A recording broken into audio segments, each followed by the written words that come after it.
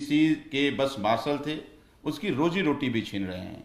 तो भारतीय जनता पार्टी हमेशा अनाप शनाप इस तरह का आरोप लगाती रहती है।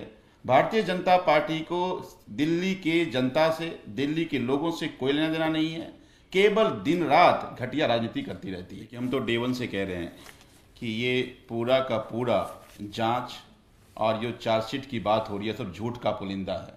ये चार्जशीट कोई अधिकारी नहीं बना रहा, ये चार्जशीट भारतीय जनता पार्टी के हेड ऑफिस में बनाई जा रही है। केवल ये जो चाहे सीबीआई हो या ईडी हो, दोनों के अधिकारी केवल भारतीय जनता पार्टी के कहने पर उनके एक विंग की तरह काम कर रही है। आज का जो हम सब लोग अब वार्ता कर रहे हैं, जिस तरह से आप लगातार देख रहे हैं कि सिविल डिफेंस वॉलंटियर महीनों से अपनी जो जायज़ नौकरी है उसकी मांग को लेकर सड़कों पर बैठे हैं। इसकी चर्चा और चिंता कई बार हम सब लोग जाहिर कर चुके हैं। 11/5/2015 को एक मीटिंग हुई जिसमें ऑनरेबल मिनिस्टर होम ने ये कहा था कि बस मार्शल की डिप्लॉयमेंट होनी चाहिए। पहले ये तय किया गया था कि इसमें होम गार्ड बस मार्शल के तौर पर रहेगा, लेकिन लगातार मीटिंग के बाद जब होम गार्ड की नियुक्ति नहीं हो पा रही थी तो बाद में ये तय किया गया कि सिविल डिफेंस वॉलंटियर्स को बस मार्शल के तौर पर नियुक्ति दी जाएगी। और इसके मातहत मिनिस्टर ट्रांसपोर्ट ने मिनिस्टर रेवेन्यूज को सिविल डिफेंस वॉलंटियर की नियुक्ति को लेकर के एक आदेश पारित किया था। लगातार फिर कंटिन्यूसली मीटिंग होने के बाद पहले 4000 बस मार्शल की नियुक्ति, फिर धीरे धीरे 9000 बस मार्शल की नियुक्ति और लगभग 10,000 बस मार्शल की नियुक्ति सिविल डिफेंस वॉलंटियर्स जो थे उनको नियुक्ति की गई। सिविल डिफेंस वॉलंटियर जब बस मार्शल के तौर पर जब नियुक्ति किया गया तो बसों में लगातार जिस तरह से जो बस में लोग चढ़ते थे, जो अपने आप को अनसेफ फील करते थे, जो महिलाएं बस में चढ़ती थी अपने आप को सेफ फील नहीं करती, कई सारे ऐसे उदाहरण भी हुए जहां बस मार्शल के तौर पर सिविल डिफेंस वॉलंटियर ने काबिल तारीफ काम की। लेकिन जैसे अन्य वेलफेयर योजनाओं के साथ दिल्ली के एलजी के द्वारा और एलजी के डायरेक्शन पे दिल्ली के अधिकारियों के द्वारा जो सौतेला व्यवहार किया जाता है, उसी तरह से सिविल डिफेंस वॉलंटियर्स जो बस मार्शल के तौर पर नियुक्त किए गए थे उनके साथ भी यही हादसा हुआ। और आनन फानन में एक आदेश पारित कर दिया गया, जिस आदेश में ये कहा गया कि बस मार्शल के तौर पे जो सिविल डिफेंस की नियुक्ति की गई है वो नियुक्ति को रद्द किया जाए।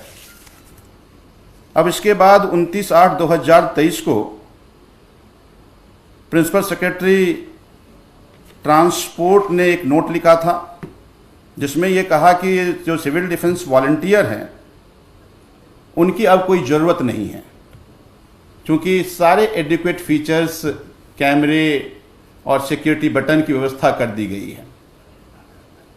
लेकिन मिनिस्टर ट्रांसपोर्ट उनके इस नोट से सहमत नहीं थे और बिल्कुल एक क्लियर डायरेक्शन मिनिस्टर ट्रांसपोर्ट ने दिया कि बस मार्शल की जो नियुक्ति थी वो उसी तरह से कंटिन्यू रहेगी।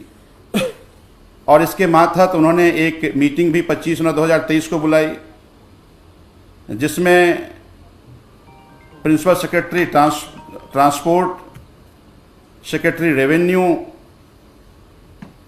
ये इन सब लोगों की उपस्थिति उसमें थी। और उसमें ये मिनिस्टर ने फिर से डायरेक्शन दिया कि उनका जो नियुक्ति है वो नियुक्ति उसी तरह से कंटिन्यू रहे। ना केवल नियुक्ति कंटिन्यू रहे, जितने भी उनके बकाया सैलरी है वो सैलरी भी उनको दे दिया जाए। लेकिन लगातार एलजी साहब के डायरेक्शन पे अधिकारियों का ढीला ढाला रवैया रहा। तमाम मिनिस्टर्स के डायरेक्शन के बावजूद, तमाम मिनिस्टर्स के नोट के बावजूद, इवन चीफ मिनिस्टर के डायरेक्शन के बावजूद उनकी नियुक्ति को रद्द कर दी गई।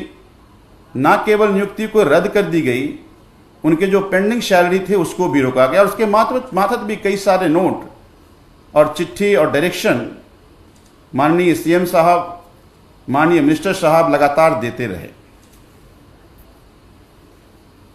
इस मातहत फिर दिल्ली विधानसभा में एक रेजोल्यूशन लाया गया। ये रेजोल्यूशन 29 फरवरी को लाया गया और उस 29 फरवरी के रेजोल्यूशन में दिल्ली विधानसभा के सदस्य जो चीफ व्हिप में हैं दिलीप कुमार पांडे जी, उन्होंने इस रेजोल्यूशन का लाया था और जिसमें ये तय किया गया, ये अनैनिमसली मूव किया गया कि जो सिविल डिफेंस वॉलंटियर बस मार्शल के तौर पे जिनकी नियुक्ति हुई है, उनकी नियुक्ति को कंटिन्यू किया जाए। और इसकी चिट्ठी, ये जो रेजोल्यूशन है, इसको फिर एलजी साहब को भेज दिया गया। लेकिन आज तक बड़ा दुर्भाग्य है कि बस मार्शल आज भी अपनी मांग को लेकर बैठा हुआ है। दिल्ली सरकार के आदेश के बावजूद उसकी नियुक्ति नहीं हो पाई है। पिलर टू पोस्ट, ना केवल वो सभी सिविल डिफेंस वॉलंटियर अपनी मांग को लेकर बैठे हैं, बल्कि पिलर टू पोस्ट जाकर अपनी मांग को रख रहे हैं, अपनी बातों को रख रहे हैं।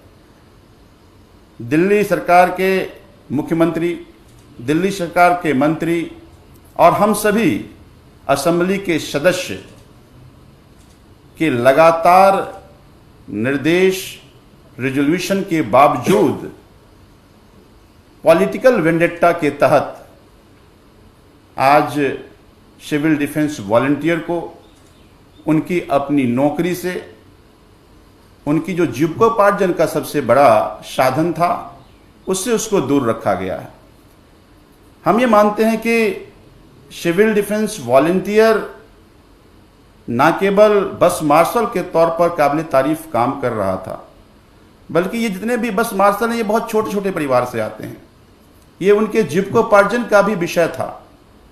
आज वो सभी बस मार्शल अपने परिवार के भरण पोषण के मोहताज हैं। तो मैं ये एलजी साहब से निवेदन करना चाहता हूं कि कम से कम मानवता के नाते, आपको पॉलिटिकल वेंडेट्टा आम आदमी पार्टी से लेना है लीजिए, हमसे लेना है लीजिए, पर दिल्ली की जनता की क्या गुनाह है? भला उस गरीब परिवार जिससे ये बस मार्शल्स आते हैं, उन परिवार ने क्या बिगाड़ा है आपका?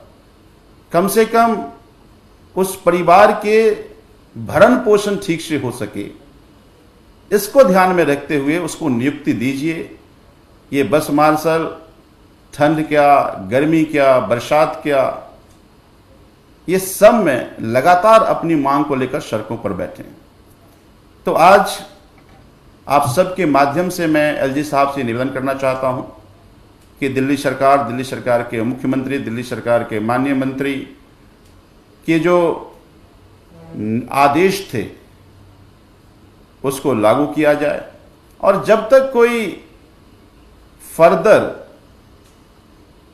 पॉलिसी नहीं बन पा रही है, तब तक उस सभी बस मार्शल की नियुक्ति की जाए, ताकि बसों में चढ़ने वाली महिलाएं ना केवल अपने आप को सुरक्षित महसूस कर पाएं, बस मार्शल के जो परिवार हैं, उन परिवार का भी भरण पोषण हो, इसको ध्यान में रखते हुए उसकी नियुक्ति की जाए। अब मैं अपने भाई कुलदीप भाई से निवेदन करता हूं कि और बाकी बातें रखें।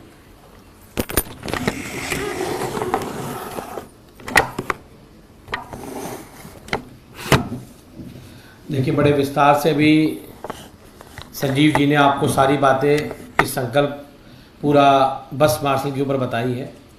और आज ये जो हम प्रेस वार्ता यहाँ कर रहे हैं, इसकी ज़रूरत क्यों पड़ी? क्योंकि दिल्ली की विधानसभा, जिसके ऊपर पूरी दिल्ली के लोगों की जिम्मेदारी है, जहाँ पर चुने हुए प्रतिनिधि आते हैं, जहाँ पर जनता के चुने प्रतिनिधि आते हैं और वो वहाँ पर जो प्रस्ताव पास करते हैं उसे अमल में लाया जाता है। 29 फरवरी को जब ये 2024 को प्रस्ताव पास हुआ था तो हमें लगा कि जब ये प्रस्ताव वहां से पास करके माननीय उपराज्यपाल महोदय के पास भेजा जाएगा तो उन बस मार्शलों की, उन सिविल डिफेंस के वॉलंटियर्स की तुरंत प्रभाव में नियुक्ति कर दी जाएगी। और इस प्रस्ताव के ऊपर दिल्ली के माननीय मुख्यमंत्री ने भी अपने वक्तव्य दिया था विधानसभा के अंदर, और वो काफी दुखी थे कि वो बस मार्शल जिनको सरकार ने हमारी बहनों की, बेटियों की सुरक्षा के लिए बसों के अंदर तैनात किया गया था, उन बस मार्शल को बिना मुख्यमंत्री की अनुमति के, बिना किसी मंत्री की अनुमति के उन बस मार्शलों का घर से बेघर करने का काम किया, उनका रोजगार छीनने का काम इस समय दिल्ली के उपराज्यपाल महोदय ने करने का काम किया। तो इसलिए आज हमें आपके बीच में आना पड़ा और जो प्रस्ताव हमने पास किया था वो प्रस्ताव हमने माननीय उपराज्यपाल महोदय को भेजा और उनसे विनती की कि माननीय उपराज्यपाल महोदय जी, ये प्रस्ताव हमने आपको भेजा है, हमने बस मार्शल के बारे में पूरी ब्रीफ के साथ प्रस्ताव भेजा था, बताया था वो क्या क्या नौकरी कर रहे हैं, कब से नौकरी कर रहे हैं, सरकार में उनकी क्या जरूरत है, दिल्ली की महिलाओं के लिए उनकी क्या जरूरत है। लेकिन किसी अफसर के द्वारा यह बात कहना कि सीसीटीवी कैमरे अगर बस में लग गए हैं तो वहां से सिविल डिफेंस के वॉलंटियर को, बस के मार्शल को हटा दिया जाए, यह मुझे लगता है कि बिल्कुल भी, कतई भी ठीक नहीं है। क्योंकि आज दिल्ली में हमने इतने सीसीटीवी कैमरे लगाए तो हम क्या दिल्ली पुलिस को वहां से हटा देंगे? तो पूरी तरह से मैं फिर कहना चाहता हूं कि माननीय उपराज्यपाल महोदय, आप इन जो सिविल डिफेंस के वॉलंटियर हैं, हमारे बस के मार्शल हैं, इनको तुरंत प्रभाव में इनका रोजगार वापस देने का काम करें। इनके परिवार के ऊपर इनकी जीविका चलाने का भी संसाधन इन लोगों के पास नहीं है। इन्होंने किस प्रकार से कोरोना काल के दौरान दिल्ली के लोगों की सेवा करने का काम किया, मदद करने का काम किया। जब बेटा बाप को नहीं देख रहा था, बाप बेटे को नहीं देख रहा था, उस समय पे ये सिविल डिफेंस के वॉलंटियर लोगों को घर घर जा जाकर कोरोना के किट बांटने का काम कर रहे थे, टेस्ट कराने का काम कर रहे थे, उनके लिए दिन रात खड़े होने का काम कर रहे थे। ऐसे लोगों को आपने बेघर करने का काम किया और ऊपर से झूठ का पुलंदा आप बांधते हैं और कहते हैं कि दिल्ली सरकार ने उन लोगों को हटा दिया, और जबकि सबको पूरी तरह यह बात स्पष्ट है कि दिल्ली का सर्विसेज विभाग जो है वो पूर्ण रूप से माननीय उपराज्यपाल महोदय के अंतर्गत आता है।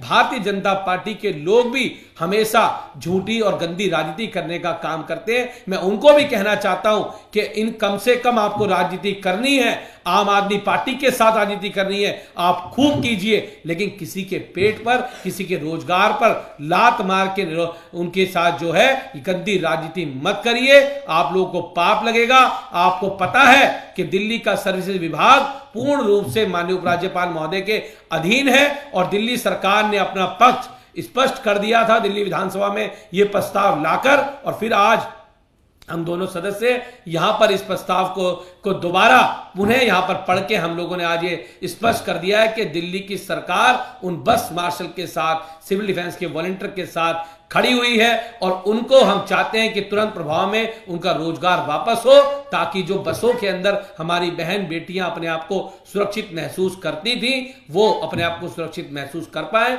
वो दिल्ली के लोगों को अपनी सेवाएं दे पाए। और दूसरी एक और बात, अभी माननीय उपराज्यपाल के आदेश अनुसार कुछ अधिकारियों ने 5000 टीचर्स को ट्रांसफर करने का ऑर्डर निकाल दिया। मंत्री कहते रहे, जो शिक्षा मंत्री वो कहती नहीं कि इनको मत निकालिए, इससे निकालने से दिल्ली की शिक्षा व्यवस्था पर प्रभाव पड़ेगा, लेकिन उसके बाद भी माननीय उपराज्यपाल का आदेश था, अधिकारियों ने उसका हुक्म बजाया और मंत्री के आदेश के बावजूद ही उन्होंने उस आदेश को पारित किया। हम जनता के बीच में आए, हमने आके प्रेस कॉन्फ्रेंस करी, जनता को बताया कि आज मंत्री के आदेश को मानने के लिए जो अधिकारी हैं वो उनके आदेश को नहीं मान रहे, और उसके बाद वो आदेश वापसी लिया गया। तो मैं कहना चाहता हूं कि आपका ये जो आदेश उपराज्यपाल महोदय, आपने उन भारतीय जनता पार्टी के लोगों के कहने पे दिया है, उसको तुरंत प्रभाव में आप वापसी लेने का काम करें और इन सिविल डिफेंस और बस मार्शल की जो नियुक्ति है उसको तुरंत प्रभाव में लागू करने का काम करें, जिससे उनके घर का परिवार की रोजी रोटी चल सके और उनका परिवार आगे पल सके। हमारी आज इस प्रेस वार्ता के माध्यम से यही गुजारिश माननीय उपराज्यपाल महोदय साहब से है कि वो उनके रोजगार को वापसी करने का काम करें। धन्यवाद। आप लोग इसे लेकर बीजेपी राज्यपाल पे सवाल उठा रहे हैं। बीजेपी लगातार इसे लेकर आप लोगों पे निशाना साधती रही है कि दिल्ली सरकार का प्रस्ताव था कि मार्शलों को सिविल डिफेंस वॉलंटियर्स को खत्म किया जाए, उनका जो पद है उसे खत्म किया जाए। देखिए, जैसा मैंने आपको डेट वाइज किस तरह से करस्पॉन्डेंस मिनिस्टर्स की और ऑफिसर्स के बीच में हुई है, वो सारा डिटेल आपको हमने दिया और इस सभी डिटेल के बेसिस पे हम ये कह रहे हैं कि राज्यपाल साहब, माननीय राज्यपाल के कहने पर ये अफसर न केवल छोटी राजनीति कर रहे हैं, बल्कि ये जितने भी डीटीसी के बस मार्शल थे उसकी रोजी रोटी भी छीन रहे हैं। तो भारतीय जनता पार्टी हमेशा अनाप शनाप इस तरह का आरोप लगाती रहती है। भारतीय जनता पार्टी को दिल्ली के जनता से, दिल्ली के लोगों से कोई लेना देना नहीं है, केवल दिन रात घटिया राजनीति करती रहती है। दूसरा मामला एक्साइज में जो मनी लॉन्ड्रिंग केस है, सीएम के खिलाफ, सीएम अरविंद केजरीवाल की और आम आदमी पार्टी के खिलाफ ईडी का जो सप्लीमेंट्री चार्जेस था उसे राहुल गांधी कोर्ट ने जब्त कर दिया है। क्या आप कहेंगे? देखिए, हम तो डे वन से कह रहे हैं कि ये पूरा का पूरा जांच और जो चार्जशीट की बात हो रही है सब झूठ का पुलिंदा है। ये चार्जशीट कोई अधिकारी नहीं बना रहा, ये चार्जशीट भारतीय जनता पार्टी के हेड ऑफिस में बनाई जा रही है। केवल ये जो चाहे सीबीआई हो या ईडी हो, दोनों के अधिकारी केवल भारतीय जनता पार्टी के कहने पर उनके एक विंग की तरह काम कर रही है। अगर आपने हमारा अभी तक चैनल सब्सक्राइब नहीं किया है तो कृपया चैनल सब्सक्राइब कर लें, लाइक करें, शेयर करें, कमेंट करें। तो मिलते हैं फिर किसी और खबरों के साथ। नमस्कार।